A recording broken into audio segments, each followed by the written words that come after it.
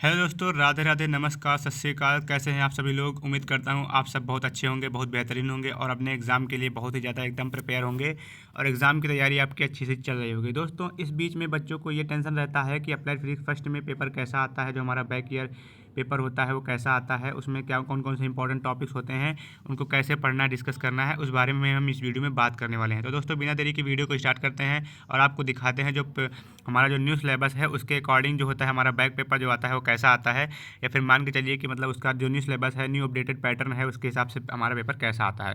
तो बेसिकली तो सबसे पहले हम आपको लेकर के चलते हैं सबसे क्या बोलते हैं, सबसे पहले वाले सेक्शन में। तो उसमें क्या रहता है, attempt all four questions, attempt all four question, students are advised to specially, मतलब इसमें लिखा हुआ है कि सारे क्वेश्चन को अटेम्प्ट करना है और मोबाइल नंबर और जो है अपना ये सब कुछ भी वहाँ पर नहीं नोट लिखना है। ठीक है दोस्तों। तो हमारा क्वेश्चन नंबर फर्स्ट जो होने वाला है वो यहाँ पर क्या होने वाला, which one of the following has no unit, कौन सा ऐसा क्वांटिटी है जिसकी क्या होती है, यूनिट हमारी नहीं होती है। ठीक है दोस्तों। तो इसमें क्या हो जाएगा, स्ट्रेन हो जाएगा। ठीक है दोस्तों। नेक्स्ट नंबर क्वेश्चन क्या है, विच quality remains constant during the uniform circular motion, uniform circular motion में। तो दोस्तों, अभी हम इंग्लिश में बता रहे थे लेकिन हम थोड़ा हिंदी में आते हैं क्योंकि बच्चों को थोड़ा दिक्कत हो सकती है, हो सकता है। तो निम्न में से कोई एक मात्रक नहीं है, कौन सा नहीं है एक मात्रक, इसका मात्रक नहीं है हमारा विकृत है। ठीक है। सेकंड क्या है, एक समान वृत्तीय गति में कौन सी राशि नियत रहती है, यानी कि जो हमारी एक समान वृत्तीय गति होती है उसमें क्या होता है, हमारा चाल नियत रहती है। ठीक है दोस्तों। थर्ड नंबर पे हमारा कौन सा है, किसी बल द्वारा कृत कार्य हो सकता है, कौन सा हो सकता है, शून्य भी हो सकता है, पॉजिटिव भी हो सकता है, नेगेटिव वर्क भी हो सकता है। ठीक है। तो उसको इसमें क्या होगा, उपरोक्त सभी में लग जाएगा। ठीक है। नेक्स्ट नंबर हमारा कौन सा है दोस्तों, कि सेल्सियस सेल्सियस किसका मात्रक है, ये क्वेश्चन आया था, सेल्सियस किसका मात्रक है। सेल्सियस किसका मात्रक है दोस्तों, ताप का, यानी कि टेम्परेचर का मेजरमेंट किसमें किया जाता है, डिग्री सेल्सियस में किया जाता है। ठीक है ना दोस्तों। नेक्स्ट नंबर पे हमारा फिल इन द ब्लैंक्स आए थे, जैसे कि किसी वस्तु का द्रव्यमान केंद्र वह बिंदु है जहाँ समस्त क्या रहता है, समस्त द्रव्यमान हमारा केंद्रित रहता है, ये वाला हो जाएगा। ठीक है फ्रेंड्स।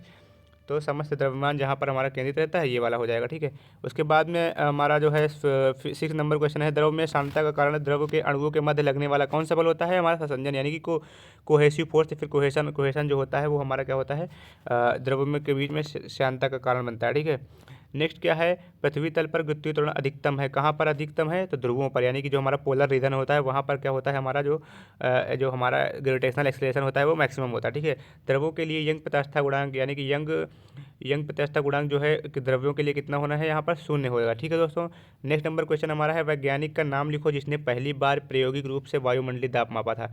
तो वो कौन से थे, टॉरेस सेली नामक एक वैज्ञानिक थे जिन्होंने क्या किया था, फर्स्ट टाइम जो हमारा एटमॉस्फेरिक प्रेशर था उसका मेजरमेंट किया था। ठीक है दोस्तों।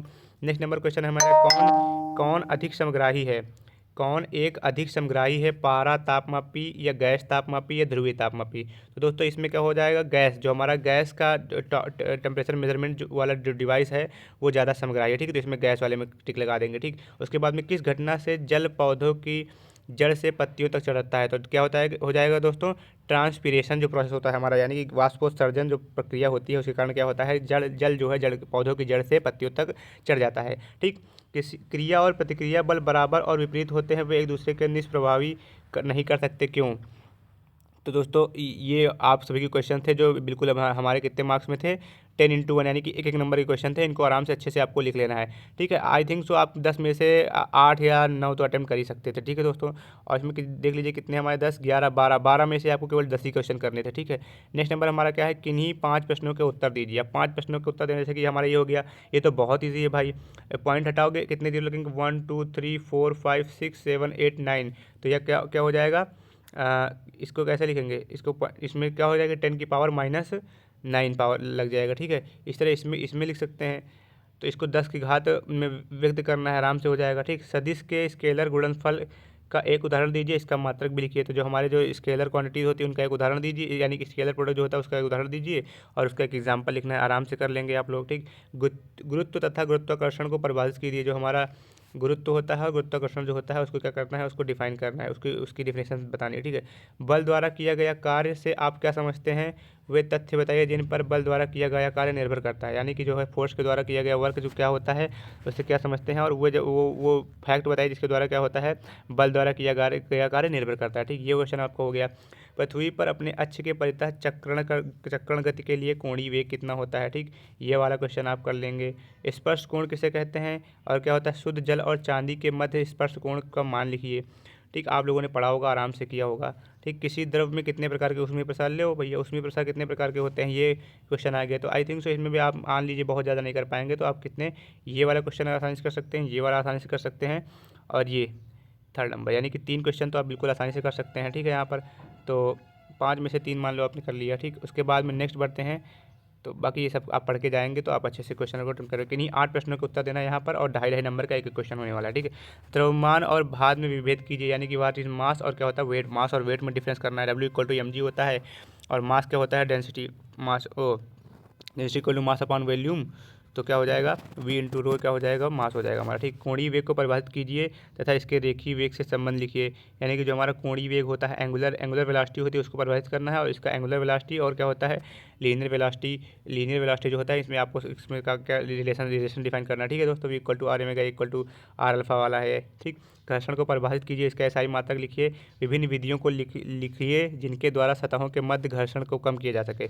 लो भाई साहब, घर्षण आ गया। घर्षण को आप बिल्कुल आसानी से कर सकते हैं। घर्षण क्या होता है, कौन कौन सी प्रोसेस के द्वारा घर्षण को कम किया जा सकता है, यानी कि जो हमारा जो होता है लुब्रिकेंट वगैरह अप्लाई कर दो, है ना। तो बल आघूर्ण क्या होता है, इसका SI मात्रक लिखिए। ठीक, इसको आप कर लेंगे आराम से। सर्वाधिक गुरुत्वाकर्षण नियतांक G को परिभाषित कीजिए, यानी कि जी की वैल्यू, जी क्या होता है, जी को परिभाषित करना है, उसकी SI वैल्यू लिखनी है, SI मात्रक लिखना है। ठीक, एक तार के लिए प्रतिबल विकृति वक्र खींचिए, ग्राफ पर चिन्ह लगाइए।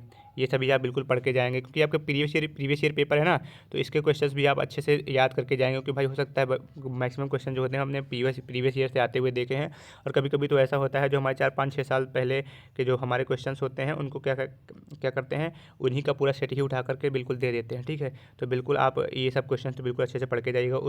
ऊष्मा के यांत्रिक तुल्यांक J को परिभाषित कीजिए, इसका मान लिखिए।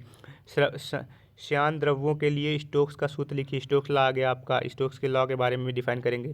बर्नौली थ्योरम ले, बर्नौली सिद्धांत के आधार पर वायुयान में पंखों पर ऊपर उठना समझाइए।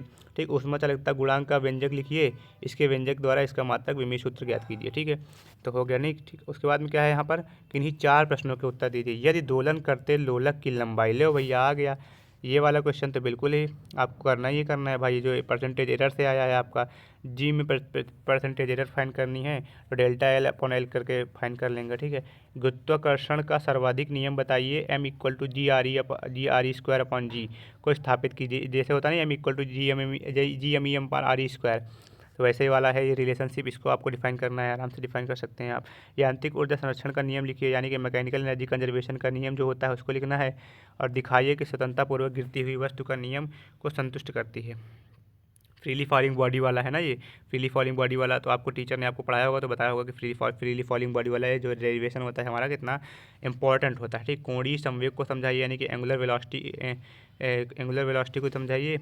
कोणीय वेग था होता है, ठीक, कोणीय संवेग को, एंगुलर मोमेंटम को समझाइए, और तथा इसका मात्रक लिखिए। सिद्ध कीजिए कि किसी वस्तु पर लगाया गया बाह्य बल आघूर्ण कोणीय संवेग परिवर्तन की दर के बराबर होता है। ये वाला आपको अच्छा आराम से कर लेंगे। ठीक, बर्नौली समीकरण बताइए। अब ले बर्नौली थ्योरम भी इसमें आ गई। तो भाई साहब बर्नौली चर्चा आपको हर जगह मिलेंगे। बर्नौली भाई साहब जो हमारे हैं वो आपको हर जगह मिलने वाले हैं। ठीक, किसी क्षण में ऊष्मा चालन के संदर्भ में निम्नलिखित को समझाइए।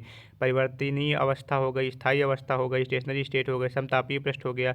ठीक, ताप प्रवणता हो गई, वे गुणक जिन पर क्षण के ऊष्मा का प्रवाह निर्भर करता है। ठीक है, तो ये था आपका जो प्रीवियस ईयर पेपर था। उम्मीद करता हूँ आपको मतलब जो है इसमें बहुत हेल्प मिलेगी, और इससे कई सारे क्वेश्चन जो हैं आपके इस साल भी फंसने वाले हैं, यानी कि बैक पेपर में भी आपके फंसने वाले हैं। ठीक है दोस्तों, तो ये हमारी जो इन्फॉर्मेटिव वीडियो थी आपको कैसी लगी कमेंट करके जरूर बताइएगा। अब मिलते हैं अपनी नेक्स्ट वीडियो के साथ, तब तक के लिए टाटा bye bye, love you all. आपका पेपर अच्छा हो, best of luck for the exam.